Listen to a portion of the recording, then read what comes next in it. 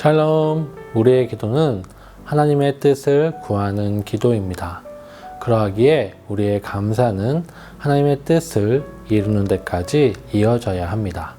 오늘 시편 67편의 말씀을 통해 우리의 기도가 더욱 성장하기를 바랍니다.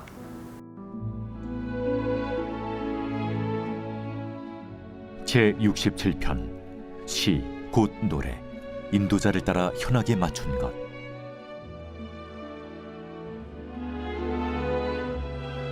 하나님은 우리에게 은혜를 베푸사 복을 주시고 그의 얼굴빛을 우리에게 비추사 주의 도를 땅 위에 주의 구원을 모든 나라에게 알리소서. 하나님이여, 민족들이 주를 찬송하게 하시며 모든 민족들이 주를 찬송하게 하소서. 온 백성은 기쁘고 즐겁게 노래할지니 주는 민족들을 공평히 심판하시며 땅 위의 나라들을 다스리실 것임이니이다. 하나님이여, 민족들이 주를 찬송하게 하시며 모든 민족으로 주를 찬송하게 하소서. 땅이 그의 소산을 내어 주었으니 하나님, 곧 우리 하나님이 우리에게 복을 주시리로다. 하나님이 우리에게 복을 주시리니 땅의 모든 끝이 하나님을 경외하리로다.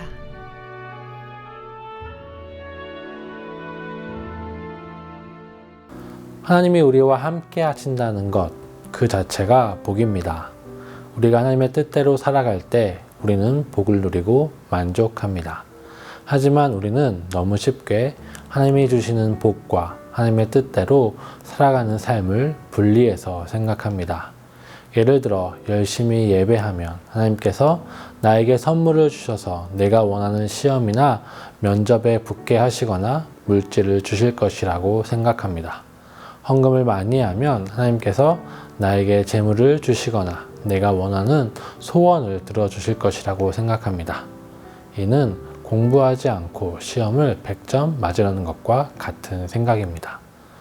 우리가 하나님 앞에서 살아가는 행위와 전혀 상관없는 결과가 우리에게 주어지는 것이 성경에서 말하는 복은 아닙니다. 성경은 하나님께서 주시는 복과 순종을 같은 것으로 이야기합니다.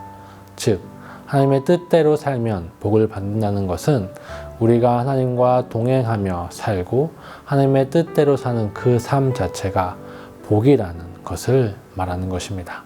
부모님이 하라고 하는 일이 힘들고 어렵더라도 그렇게 살면 우리에게 좋은 것처럼 하나님의 뜻은 우리가 행복하고 온전한 삶이 무엇인지 가르쳐 줍니다. 그렇기 때문에 우리가 하나님의 뜻대로 살고 하나님과 동행하는 그 삶 자체가 복받은 삶입니다. 신명기 28장에 보면 복과 저주의 말씀이 나옵니다.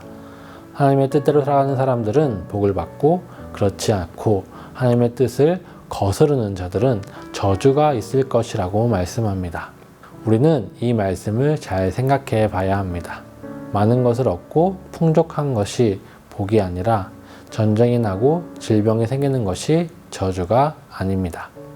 우리 삶은 그렇게 분리해서만 생각할 수 없습니다.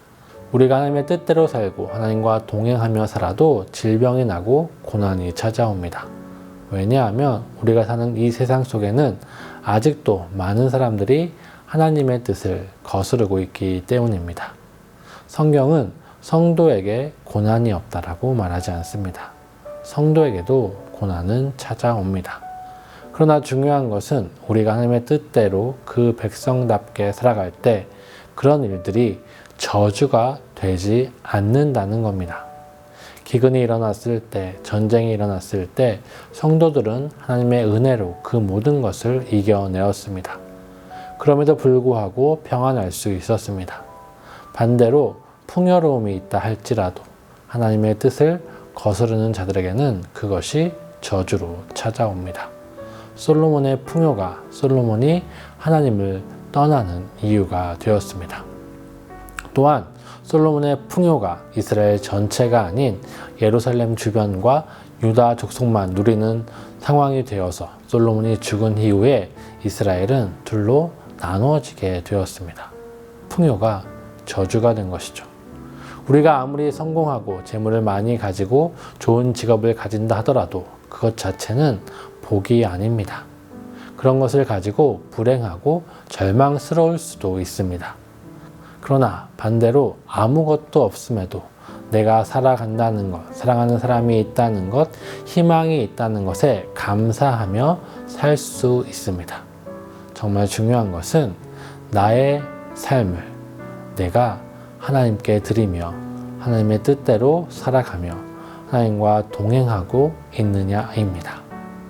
오늘 시편의 저자는 하나님께 복을 간구하고 있습니다. 1절입니다.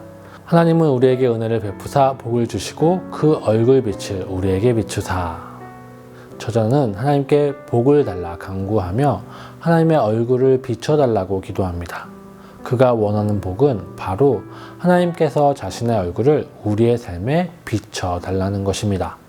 우리의 삶이 어둡고 앞을 볼 수 없는 삶이지만 하나님께서 우리의 삶을 바라보시고 함께 하시고 지켜주신다면 우리의 삶에 평강이 있을 것입니다. 계속해서 저자는 간구합니다. 2절과 3절입니다. 주의 도를 땅 위에 주의 구원을 모든 나라에게 알리소서. 하나님이여 민족들이 주를 찬송하게 하시며 모든 민족들이 주를 찬송하게 하소서. 저자가 자신의 삶의 복을 간구하는 것은 하나님의 살아계심을 드러내기 위함입니다. 하나님의 백성이 복을 받으면 그 사람의 삶을 통해 하나님을 모르는 그 백성들도 하나님을 알게 될 것입니다. 우리의 삶을 위한 기도, 우리의 삶에 복을 달라는 기도는 곧 하나님의 영광을 위한 기도입니다. 예수님은 주기도문을 가르쳐 주시면서 하나님의 뜻이 이 땅에 이루어지기를 간구하며 우리에게 일용할 양식을 달라고 기도하게 하셨습니다. 하나님께서 우리의 삶을 바라보시고 지켜주시고 함께 하시는 것, 그것은 우리의 일상의 문제가 해결되고 우리의 삶의 고민과 걱정이 사라지는 바로 그 삶입니다. 그러기에 성도의 삶은 하나님의 살아계심에 대한 선포로 연결되는 것이죠. 우리가 하나님과 함께 살아갈 때, 그 뜻대로 살아갈 때 우리의 삶에는 분명한 변화가 있습니다. 예배하는 자가 더욱 하나님을 신뢰하기에 그 믿음의 확신 속에서 삶을 살아갈 것이고 직장에서나 학교에서나 가정에서나 평안과 여유로움 속에서 살며 사람들과 좋은 관계를 맺어갈 것입니다. 하나님께 기도하는 사람은 하나님께서 주시는 지혜로 당면한 문제들을 해결할 것이고 직장에서 잘 되고 학교에서 좋은 성적을 얻게 될 것입니다. 하나님의 뜻대로 살다가 세상의 불의와 부딪혀도 좋지 않은 일이 일어난다 하더라도 낭망하지 않고 주어진 삶을 하나님의 도우심을 구하며 담대하게 힘이 있게 살아가려 할 것이고 그 삶의 고난의 문제를 이겨낼 것입니다. 어떤 상황 속에서 하나님의 얼굴을 구하며 그 뜻대로 살아가는 삶은 잘 될 수밖에 없고 이 세상의 불의와 부딪혀 낭망하고 좌절하게 될 때라도 하나님의 도우심으로 다시 일어나게 될 것입니다. 그것을 알기에 이 시는 이렇게 끝을 맺습니다. 땅이 소산을 내어 주었으니 하나님 곧 우리 하나님이 우리에게 복을 주시리로다. 하나님이 우리에게 복을 주시리니 땅의 모든 끝이 하나님을 경외하리로다. 이 시는 확신이 있습니다. 하나님께서 함께 하시는 삶은 분명 만족스럽고 행복한 삶입니다. 당연히 잘 되는 삶입니다. 우리는 그것을 확신하며 살아갑니다. 우리는 예수를 믿는 것이 불행과 고난과 가난의 이미지로만 생각합니다. 하지만 그렇지 않습니다. 중요한 것은 하나님과 함께 하느냐, 함께 하지 않느냐입니다. 하나님과 함께 할 때 가난도 복이고 풍요도 복입니다. 하나님과 함께 하지 못하는 것이 불행입니다. 그리고 하나님과 함께 하는 사람은 그 삶 속에서 당연히 풍요와 만족과 행복을 얻게 될 것입니다.